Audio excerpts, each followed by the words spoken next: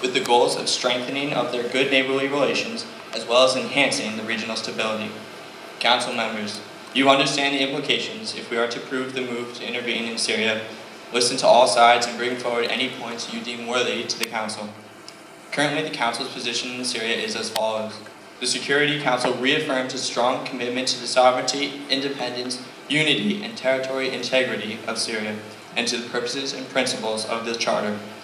The Security Council calls upon the Syrian government to implement urgently and visibly its commitments, as it agreed to do in its communication to the envoy of April 1st, to A. Cease troop movements towards population centers, B. Cease all use of heavy weapons in such centers, and C.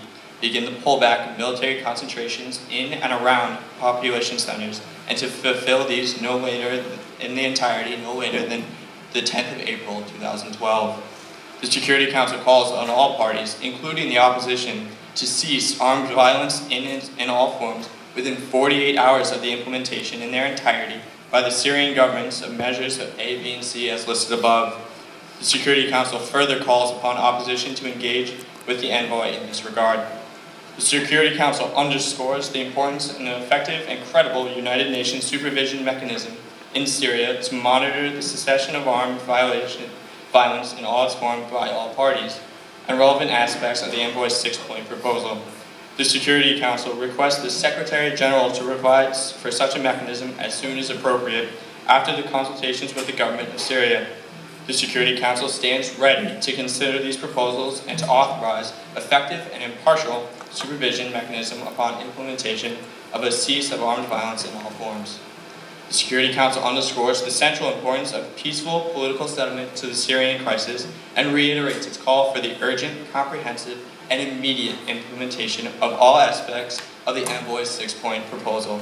The Security Council reiterates its full support to the envoy's six-point plan aimed at bringing an immediate end to all violence and human rights violations, securing humanitarian access, and facilitating a Syrian-led political transition to a democratic, plural political system in which all citizens are equal regardless of their affiliations, ethnicities, or beliefs, including through commencing a comprehensive political dialogue between the Syrian government and the whole spectrum of the Syrian opposition. As stated, we, the Council, wish to find the most peaceful solution but understand that the situation may need to be addressed in different ways.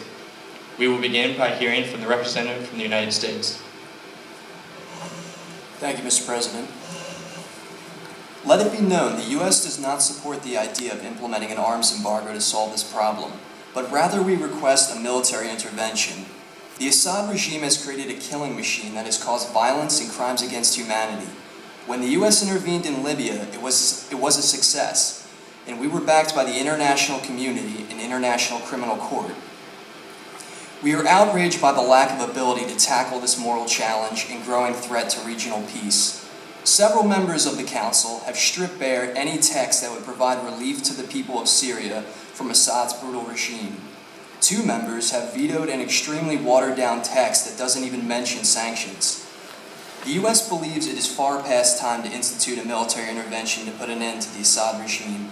For 6 months, the Assad regime has conducted torture and cruelty against peaceful protesters and civil rights activists. Those in opposition to this intervention will be faced with the difficult task to explain to the Syrian people why a resolution has yet to be brought forth. The time is now. Thank you. I would now like to hear from our representative from Russia. Thank you, Mr. President. There are certain countries which are setting up obstacles for dialogue among the Syrian people. Demanding regime change as a precondition to dialogue is unrealistic. Russia is not playing the games of changing regimes or authorities in sovereign countries. If our goal is to stop and end the crisis, we must force all those who are fighting there to sit at the dialogue table. But when some sides are aiming at changing the region or at having the president step down, this will be at the expense of more victims among the Syrian people.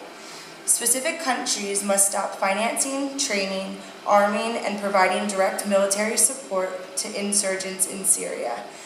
Arming the opposition contradicts the Russian position, and the armed opposition must stop the violence and start a political dialogue to resolve the crisis.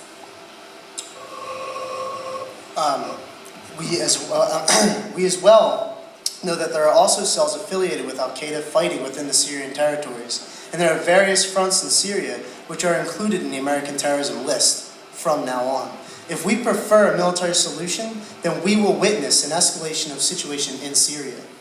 State sponsorship of this terrorism, which primarily consists of Syrian units, Turkish units, foreign units from Muslim Brotherhood, as well as Al-Qaeda units from Libya, is completely unacceptable. Turkey, along with the US, the EU, the European Union, the Gulf Arab states, and others are predominantly sponsoring Al-Qaeda mercenaries. A military solution would expand the regional influence of terrorist organizations, the activities of the so-called Friends of Syria obstruct the peaceful resolution of the crisis in Syria. Also, the Arab League's decision to grant the Syrian opposition a non-state actor and grant it the seat of Syrian Arab Republic effectively kills efforts to negotiate a peaceful end to the civil war. Both the activities of the Friends of Syria group and the Arab League contradict the Geneva Statement, and they don't help to resolve the crisis peacefully.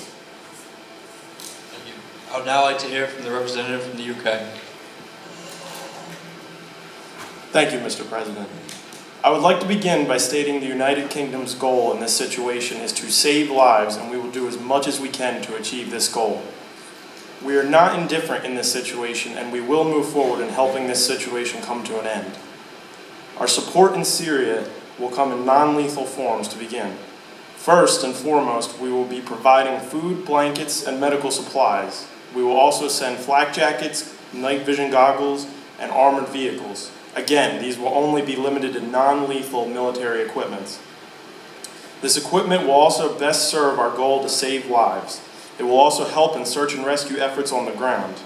Another goal of ours and of this equipment is to reconnect utilities that have been lost in homes, including water and electricity. The loss of these utilities has increased the spread of diseases due to poor conditions, and we would also like to eliminate this.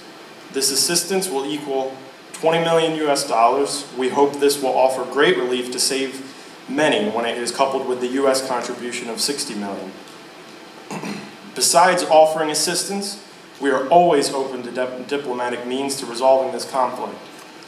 We believe that ending conflicts such as this diplomatically can prevent loss of life. We will never waver in this method as it produces the best results.